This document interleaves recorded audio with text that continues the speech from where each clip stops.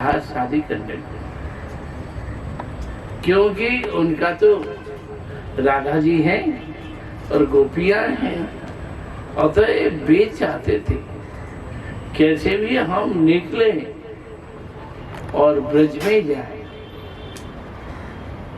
यही उनकी भावना रही। परंतु मथुरा में जरासंध का बार बार आक्रमण होता रहा। एक बार नहीं 18 बार। फिर काल जवन आया तब उन्होंने देखा यहाँ रहना भारी पड़ेगा, इसलिए उन्होंने द्वारका को चयन किया। यद्यपि नित्य लीला है, द्वारका है, यहाँ भी ऐसे उन्होंने द्वारका को निश्चय किया कि समुद्र के बीच में द्वारकापुरी होने से शत्रुओं के लिए अचानक आक्रमण करना आसान नहीं होगा, तो यादवगण शत्रु सेनाओं से बचेंगे और द्वारकापुरी की सुरक्षा होगी। फिर असुरों का विनाश करेंगे, दुष्टों का दमन करेंगे। यही उनका अभिप्राय बना रहा। दूसरी ओर द्वारका में जाके उन्होंने केवल एक विवाह नहीं, और जहां जहां की राजकन्याएं हैं कृष्ण को और आमंत्रण करने लगी। सब जगह से निमंत्रण आता है और कृष्ण भी गए तो गए, बोले खाली हाथ लौट करके ऐसे कैसे आएंगे। तो राजकन्याओं का स्वयंवर होता है, तो हर कोई राजकन्या कृष्ण के गले में माला डाल देती है। तो इस तरह से विवाह होता रहा। तो सत्यभामा रुक्मिणी, सत्यभामा, नागनजीति, कालिंदी, मित्रविंदा, इस तरह से राजकन्याएं आई। उनमें से क्या होता है, एक एक करके 8 रानियां बन गई। सत्यजित जो हैं वो सूर्यदेव की आराधना करते थे। एक दिन सूर्यदेव प्रसन्न हो करके उनको एक कन्या का दान किया। सूर्यदेव ने परम रमणीय हुई सत्यभामा को दिया, जो कि सत्यजित को देने से सत्यभामा नाम पड़ गया। हुआ क्या, सूर्यदेव ने सत्यजित को एक मणि दिया, जो कि समंतक मणि, सूर्य के समान तेजशाली, और समंतक मणि की पूजा करते थे। प्रतिदिन उससे 60 भार सोना, करीब 80 किलो सोना निकलता था। प्रतिदिन उसमें से सोना निकलता है। तो इतना सोना बन गया बहुत, और द्वारकापुरी में सबसे बड़ा धनी बन गया तो सत्यजित सबसे बड़ा धनी बन गया। इतना सोने का भंडार। परंतु उसका भाई प्रसेनजित, जो कि उसको लोभ लालच हो गया कि भाई के पास मणि है, उससे इतने बड़े धनी बनते जा रहे हैं, इतना सोना निकलता है। तो ये एक दिन उन्होंने चुरा लिया, मणि को चुरा लिया और ले करके वहां से भाग गए, जंगल में चले गए। जंगल में जाने से एक शेर ने उसको पकड़ लिया। सत्यजित को, ये प्रसेनजित को मार करके उसके मणि ले ली। चमक दमक देख करके मणि को मुंह में लिया और चल दिया। इतने में एक जामुवान, जो कि भालू के रूप में जाम्बुवान आया, उसके मुंह में मणि को देखा तो भालू ने शेर से लड़ाई कर दी और उसके मणि को मार करके उसके मणि को ले लिया, लेके चल दिए। वो भालू जाम्बुवान है, चले गए तो काफी दूर निकल गए। अब द्वारकापुरी में चर्चा फैली कि यहाँ द्वारका में कोई चोरी नहीं करता है, यहाँ कोई चोर नहीं है। एक बार हम द्वारका गए थे तो उधर से हम आ रहे थे, द्वारका से हम प्रभास को जा रहे थे, बस में बैठे तो सारा सामान था हम लोगों का। बोले कि ये भाई छत पर चढ़ा दो, तो उन लोगों ने ले लिया, छत पर रख दिया। हमने कहा भाई छत पर कोई चढ़ेगा, कोई सामान ले लेगा? तो बोले भाई यहाँ कोई लेने वाला नहीं है, कोई किसी का सामान नहीं चुराता है, तुम्हें कोई डर भय नहीं है, चिंता मत करो, अंदर जाकर बैठ जाओ, इसकी चिंता ही नहीं करना है। तो बोले अच्छा। हम लोग अंदर बैठे, प्रभास में उतरे और गए। तो लोगों ने कहा कि बोले भाई यहाँ कोई चोर नहीं होता है, कोई चोरी नहीं करता है किसी का सामान। मैंने कहा भाई ऐसी अच्छी जगह है और इतने लोगों में ऑनेस्ट भाव है, अच्छा लगा।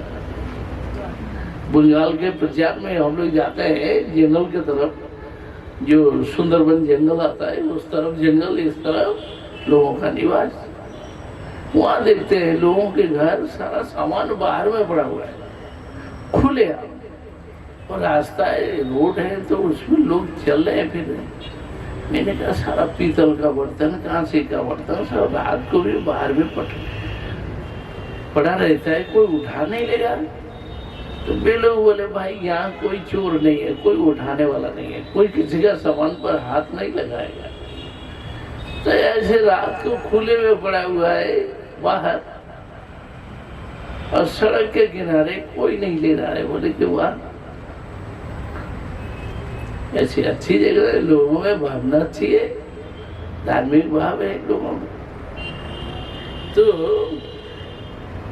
द्वारकापुरी में कोई किसी का सामान नहीं चुराता है, परंतु सत्यजित का मणि चोरी हो जाने से अपवाद लगाया कि यहाँ तो कोई चोर नहीं है, कोई किसी का सामान चुराता नहीं है।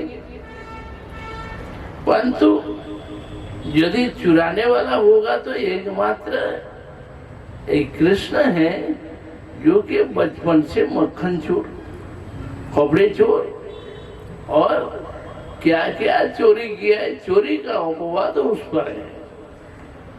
तब उसने ही चुराया मणि, और नहीं तो और किसी ने नहीं लेगा, और कोई नहीं ले सकता है।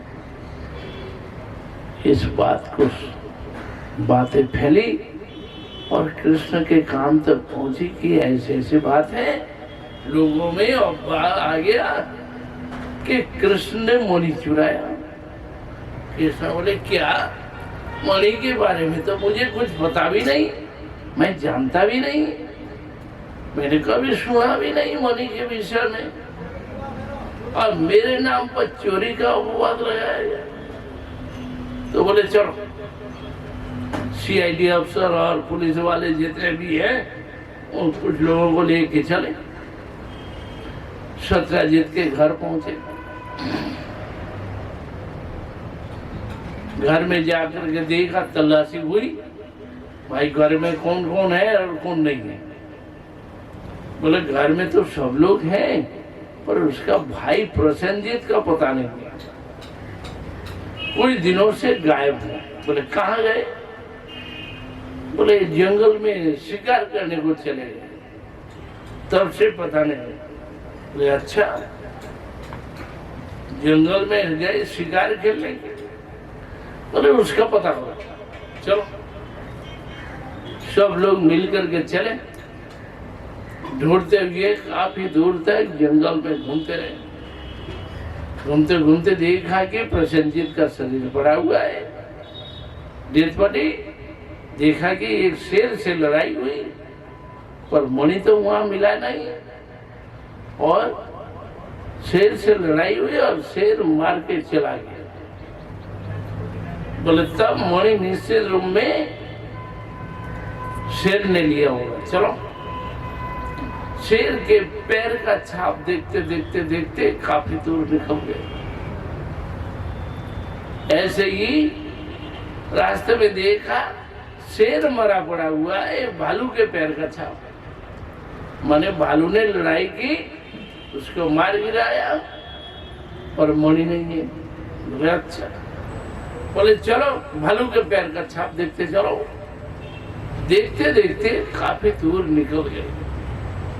पर जैसे जम्मू में देखते हैं कि जम्मू में जामुवान की गुफा है, अभी उसे बंद कर दिया, तो अभी तक कुछ दूर है। और लोग बोलते हैं कि जामुवान वहां रहा करता था जम्मू में,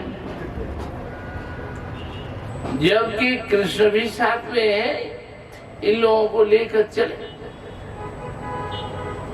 जब कंदरा के सामने आए, देख करके सभी डर गए। बोले भाई, कृष्ण ने कहा आप सभी लोग यहाँ पर हैं, मैं अंदर जाता हूं, जब तक मैं लौट के नहीं आता तब तो आप लोग यहाँ प्रतीक्षा करते रहे। तो जामुवान की कंदरा में अंदर चले गए, और जाते गए और बहुत दूर गए। जब काफी अंदर में पहुंचे, तब वहां देखा एक अपूर्व सुंदरी लड़की जो जाम्बवती उस मणि को हाथ में लेकर के ऐसे खेल रही थी, घूम रही थी, उसके हाथ में मणि। तब कृष्ण आए, आते ही वो देख करके घबरा गए। कृष्ण ने कहा भाई यहाँ पर और कौन कौन है, तुम्हारे पिताजी माताजी कौन है? बोले जाम्बुवान है। बोले मैं इस मणि को ढूंढते हुए यहाँ आया, जबकि तुम्हारे हाथ में ये मणि। पहले तुम अपने पिताजी को बोलो कि मैं मणि लेने आया हूं, और वे आ जाए, उनसे बातचीत करें तब हम लेंगे। इतने में वो घर में दौड़ के चली गई। अंदर में जा करके जाम्बुवान से कहा, जैसे ही कहा जाम्बुवान घुराते हुए आया, क्या कोई आदमी आ गया यहाँ मणि लेने के लिए? इतने में जाम्बुवान आया, देखते ही धुआंधार लड़ाई, हाथापाई होने लगा। लड़ाई ऐसी चली, कोई हथियार से नहीं, हाथों से ही चल रहा है। धमाधम एक दूसरों को मारते। तो ये ऐसी लड़ाई दिन और रात मिला करके एक नहीं 28 दिन लड़ाई चलती रही। जाम्बुवान बोले भाई ये कौन है? ये कोई साधारण मानव तो नहीं है। मेरे हाथ का मुक्का रावण सह नहीं पाया, और ये कैसे लड़ रहा है मेरे साथ? दिन रात करके 28 दिन बीत गया, तो भी लड़ाई चल रही है। क्या मेरे प्रभु राम तो नहीं है? यदि आप राम ही होंगे तो उस रूप में एक बार दर्शन तो मिल जाए। दर्शन दे। जैसे जाम्बुवान ने मनी मन सोचा, और साथ ही साथ कृष्ण बदल गए, राम रूप में बन गए। और जो ही राम रूप देखा, अरे ये क्या हुआ, मैं कैसे लड़ रहा था? साथ ही साथ दोनों चरण को हाथों के पंजे से पकड़ लिया। बहुत रोए, गिड़गिड़ाए, फिर उनको उठा करके घर में ले जा करके उनका चरण धोया, पूजा अर्चना की, आरती उतारी, फिर भी उनका मन नहीं भरता। बोले कि प्रभु मणि तो आपको देंगे, मणि के साथ और जो कुछ रत्न है मेरे पास, ऐसे कीमती रत्न हम आपको देंगे, परंतु मैंने जो अन्याय अपराध किया इसकी क्षमा कैसे हो। ये बेटी जाम्बुवती आपकी सेवा करती रहे, तब मेरे मन में शांति बनेगी कि हाँ आप मेरे प्रति क्षमा कर रहे हैं, नहीं तो कोई क्षमा नहीं दिख रहा है, इसलिए आप इसको ग्रहण करें। उसके हाथ को लेकर हाथ में दे दिया, सौंप दिया और बहुत से रत्न इत्यादि ला करके उनको दिया, मणि दिया। जबकि कृष्ण बड़े खुश हुए,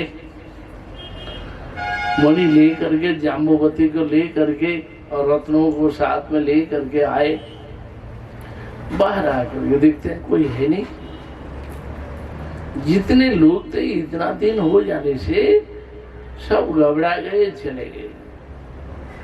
द्वारका में जाकर के समाचार दिया कि कृष्ण गए थे कंदरा के अंदर, चले गए, निकले नहीं।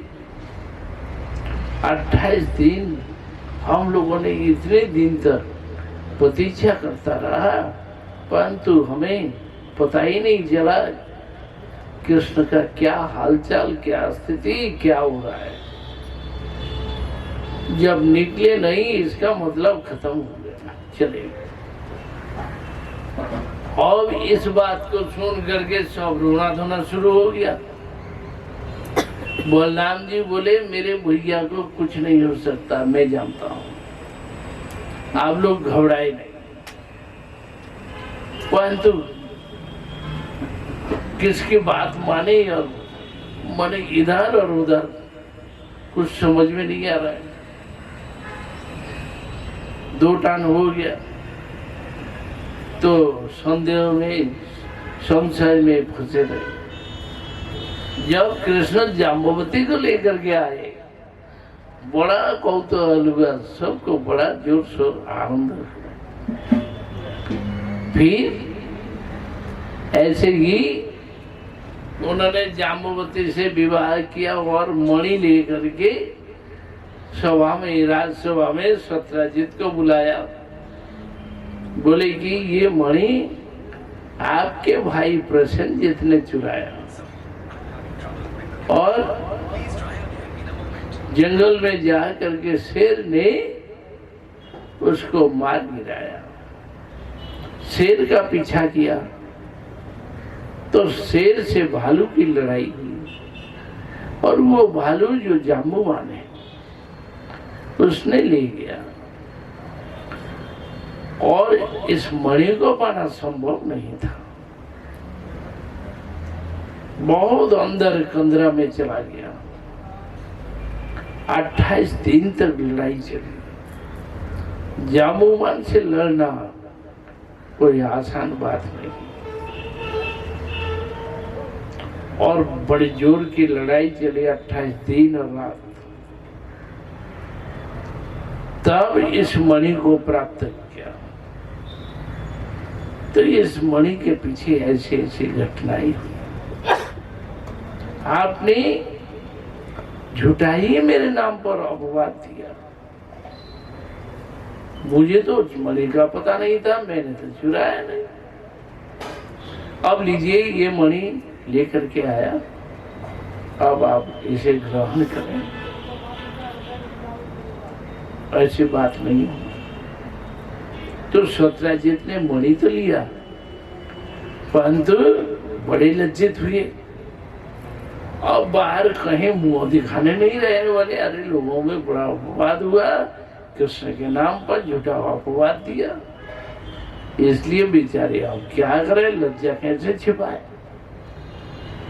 तो उन्होंने लोगों को लगाया, बोले भाई हमारी भी एक बेटी है सत्यभामा, तो कम से कम कृष्ण इनको ले ले, बेटी को विवाह कर ले तो शांति बन जाए। इस तरह से बड़े कायदा कौशल करके इधर उधर करके शांति बनाई, सत्यभामा को कृष्ण के हाथ में दिया। तो सत्यभामा का विवाह हुआ। फिर जमुना जी कालिंदी, तो एक बार अर्जुन के साथ कृष्ण आप जा रहे थे, जाते जाते रास्ते में बोले कि भाई बड़ा प्यास लग रहा है, नहीं थोड़ा पानी मिल जाए, देखो ना घूम के आते। चले गए अंदर आश्रम में, देखा एक बड़ी सुंदरी लड़की तपस्या कर रही है, उससे पानी मांगा। फिर पूछा भाई आप कौन है, क्या बात है? बोले मैं कालिंदी जमुना जी हूँ। तो बोले कैसे क्या कर रही है? मैं कृष्ण की आराधना कर रही हूँ, उनको पति रूप में पाने के लिए मैं यहाँ तपस्या करती रहती हूँ। बोले अच्छा। तब अर्जुन पानी लेकर आए और लाकर के बड़ा मजा किया। बोले पानी तो पिलाएंगे, पहले ये लड़कियों को ग्रहण करना पड़ेगा। बोले क्या है? बोले वो कालिंदी, चलो। बोले उससे विवाह करना पड़ेगा, उसको लेना पड़ेगा, वो इतने दिन से तपस्या कर रही है। तो अब कृष्ण क्या करे? बोले उस कालिंदी को भी उठाया, उसे भी ग्रहण किया। ऐसे जाम्बवती नागनजिति राजकन्याओं से विवाह किया, एक एक करके 8 राजकन्या हुई। जब उनसे विवाह कर लिया, अब होता क्या, एक दिन घर में बैठे हुए हैं, सब कुर्सियों में बैठे हैं, कृष्ण बीच में है, सब रानियां बड़े आनंद में, बड़ी खुशहाली में सभी लोग एक साथ। इतने में श्री नारद जी एक पारिजात फूल लेकर के आए, आकर के बोले कि प्रभु ये पारिजात पुष्प देवो पुष्प है, स्वर्ग से लाया और बड़ा ही सुगंध है, बड़ा सुंदर पुष्प है। तो इस पुष्प को हम लाए, मैं यही चाहता हूं आपकी जो इतनी रानियां हैं, 8 रानियां, उनमें से सबसे अधिक जिसको आप अधिक प्यार करते हैं तो उसके हाथ में दें, मैं यही देखना चाहता हूं। अरे नारद जी तो साधु हैं, बाल ब्रह्मचारी, तो उनको घर गृहस्थी का कुछ पता है?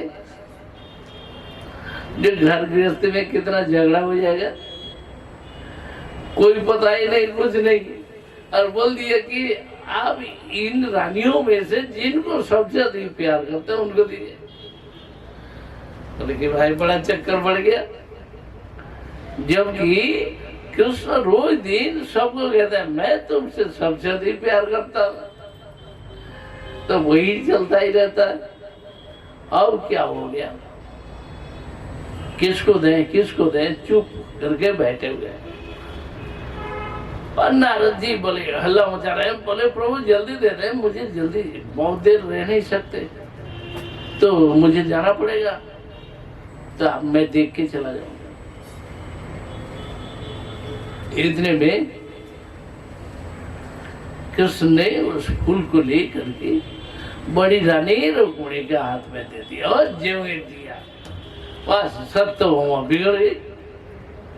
बोले हाँ, आज सारी परीक्षा हो गई, मुझसे ही इतनी बात करते रहते और अब परीक्षा हो गई। सत्यभामा का कृष्ण के प्रति मदीय भावना है। कृष्ण मेरे हैं, सबसे अधिक प्रेम उनका रहा है, इसलिए मदीय भावना। और लोगों में तदीय भावना है, परंतु उसमें तो मदीय भावना है, कृष्ण मेरे हैं। तो इस प्रकार जो कि सत्यभामा के प्रति ऐसी भावना रही, तो क्या हुआ, सत्यभामा बिगड़ करके चली गई, अपने कमरे में बिस्तरा में जाकर गिरी और रो रही थी। इतने में कृष्ण आए, उनको ऐसे पकड़ करके उठाया, बोले अरे सत्यभामा एक फूल के लिए बिगड़ गई, देख अरे एक फूल क्या, तुम्हारे घर में मैं पेड़ लगाऊंगा, इस फूल का पेड़ लगा दूंगा और जितनी रानियां सब उस पेड़ के जड़ में पानी डालेंगे और ये फूल हमेशा खिलता रहेगा। बोले हाँ, सारी झूठी बातें और तुम्हारी बात हमने सुन लिया, ऐसे बहकाते रहते हो, मान नहीं रही है। और जबरदस्ती उन्हें पकड़ लिया, बोले देख आज मैं तुम्हें लेके स्वर्ग में जाऊंगा और किसी को नहीं लूंगा, और स्वर्ग में जाकर के पारिजात वृक्ष लेकर के आऊंगा और तुम्हारे आंगन में लगाऊंगा,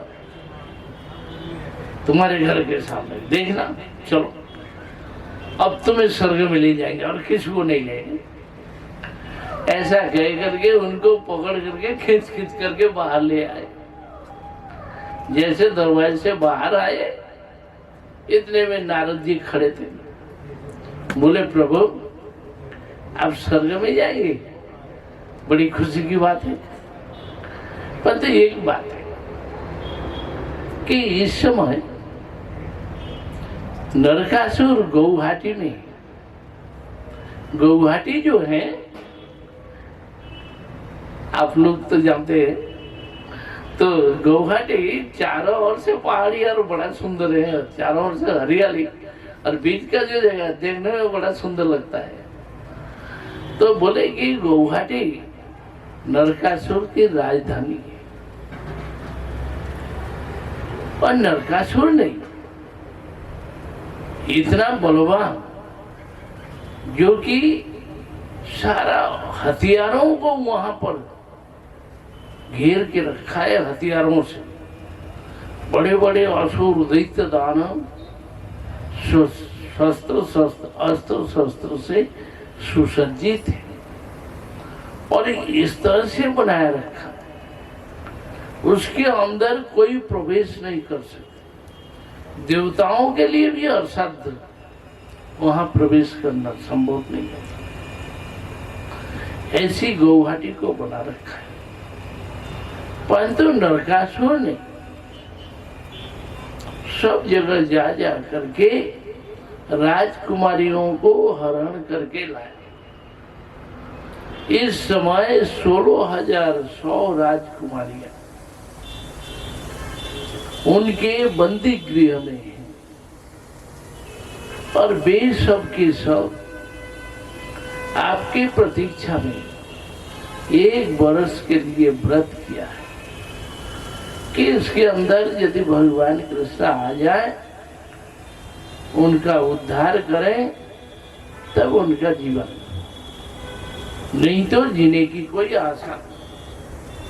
वे सब के सब प्राण छोड़ने के लिए संकल्प करके बैठी है।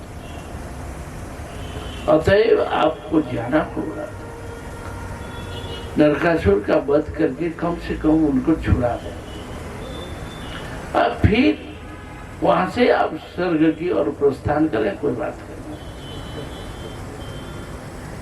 इतने में गरुड़ के पीठ पर बैठे हुए कृष्ण और सत्यभामा, तो कृष्ण ने सत्यभामा को कहा, सत्ता चलो पहले नरकासुर के राज्य जाते हैं और वहां से वो करके हम स्वर्ग में जाएंगे। ऐसा कह करके गरुड़ को आदेश दिया और चल दिया। जबकि नरकासुर के धानी में प्रवेश करने लगे।